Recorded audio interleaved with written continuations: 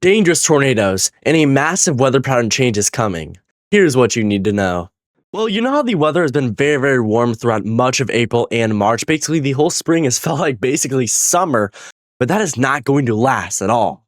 Because if you look at the 8 to 14 day temperature outlook, once we get into the latter part of April into early March, the weather is going to get a lot colder as much of the central and eastern US, basically a lot of the US is now under an 8 to 14 day outlook of much below average temperatures. So it's going to start getting a lot colder with this massive weather pattern change. Now, this does not mean at all that it's going to feel like winter or something outside. It just means the below average temperatures are going to be, it's going to be a little bit cooler than what you typically get for this time of year. So if in May, your average temperature, high temperature is 70 degrees, then it maybe will be closer to 60 degrees instead. So nothing like winter weather, but maybe just a little bit more of that spring feel that we've not been having lately.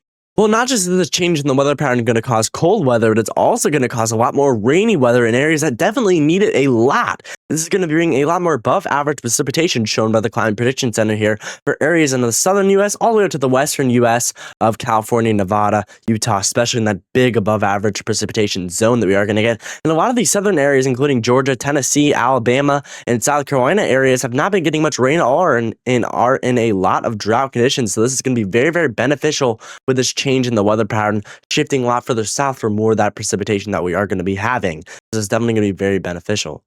And the GFS ensemble is definitely hinting at this major increase in precipitation. As always, through early May, we're going to be seeing a lot of rainfall in much of the southern U.S., including Missouri, Arkansas, Tennessee, that bullseye over those areas, including Mississippi, Alabama, and Georgia, where a lot of these areas have not been getting much rainfall at all. The drought conditions are absolutely absurd in the southeast. We're seeing major exceptional drought conditions in areas like Birmingham, Alabama, Columbia, South Carolina, Atlanta, Georgia regions.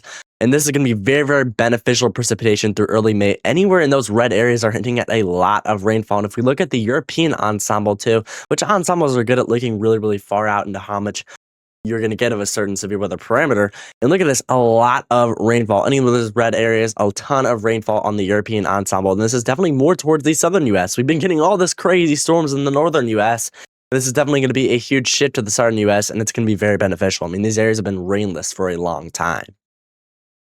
Now, not just does the increase in precipitation cause a lot of rainfall, but it's also going to cause an increase in severe weather as a lot of moisture is going to plume in from the Gulf of America, and it's going to shift up north and bring a lot of severe weather. And this is already showing the day 5 outlook on a Thursday. We're going to see more severe weather. I know the weather pattern's been crazy for severe weather, and that also means that we're going to be into a lot of a drier pattern from now through until Wednesday. So get outside. It's going to be definitely more enjoyable, the weather from Monday, Tuesday, and Wednesday. But once we get to Thursday, it's going to be back to craziness with severe weather. As we do have a slight risk of severe storms in effect, a 15% area ranging all the way from Oklahoma all the way up to southern Iowa regions. This does include Oklahoma City, Wichita areas, Salina, Kansas, Kansas City, and the southern areas of Des Moines. I do think this is already shifting a little bit towards the east, so these areas could get added into a severe weather a risk that could even be expanded a little bit more as we get closer to this. And there's still a lot of uncertainties with this severe weather threat on Thursday. We'll get more information as we get closer to this. But the tornado threat is already seeming like it's going to be an increase. It really just depends on if this is going to be more of a cold front threat or a dry line threat and exactly how the parameters are going to shape up. But one thing I did want to mention is that there's going to be a lot of moisture with this system. A lot of moisture is going to be pluming up here. Look at that. Look at that going into Thursday. We're going to be seeing a lot of moisture across much of Oklahoma, Kansas. You see that very, very dry air. Look how dry that air is coming in from Colorado and Kansas, clashing with this very, very moist area in the warm sector. And if we look at the instability, there's going to be quite a bit of instability too, especially in the bullseye areas across Oklahoma City up to Kansas City, as this is showing. And it's showing a big squall line of storms to impact these areas with big time severe weather. This is definitely something we are going to be watching. We don't know the exact storm mode for this. We don't know if it's going to be supercells or a line of storms, tornadoes, wind, hail. We don't know exactly on that, but we do know that this could be a significant severe weather event. So if you are included in these areas on Thursday, then have a plan and be prepared.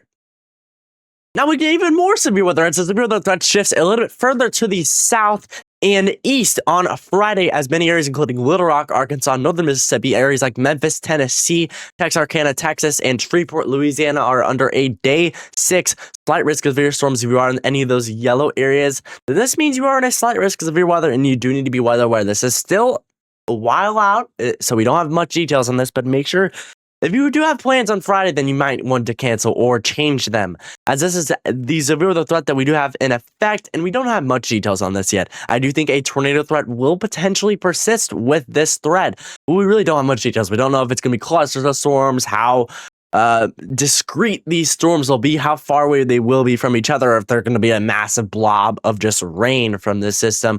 Really don't know that yet, but the same thing as Thursday's threat is we're going to have a lot of ample instability. A lot of instability and moisture is going to be setting up across a lot of the U.S. Look at all that moisture setting up all the way up to Michigan. So we're going to be having plenty of moisture and instability too. We're going to have a good amount of instability, especially centered down there in southern portions of Oklahoma. This could definitely be an ARCLA-text severe weather event, which is Arkansas, Louisiana, and Texas areas centered a severe weather event in much of these areas that I just circled here. So if you're on those areas, then a severe weather threat could persist on Friday, definitely a lot further south than what the weather we typically have been seeing. I mean, the severe weather has been nuts up in Minnesota, Wisconsin, Iowa areas, and this is definitely going to be a shift further south. So these areas might be seeing their first severe weather of the season for Friday, so definitely have a plan to be prepared then.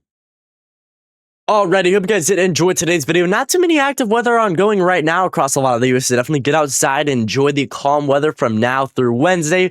Then that's going to shift, and we're going to be getting more of this much below average weather pattern. It's been very, very warm across much of the U.S., but we're going to be shifting towards that cooler weather. This doesn't mean it's going to be cold, but it just means more of that springtime feel that we've not had much at all. And it's going to get rainier too. It's going to feel like April across the United States. And we're going to be seeing that severe weather Thursday and Friday across areas like Oklahoma, Kansas, Little Arkansas, Louisiana, Memphis, Alabama, and Mississippi areas. So if you're on those areas, then definitely be prepared. Thanks for watching today's video, guys.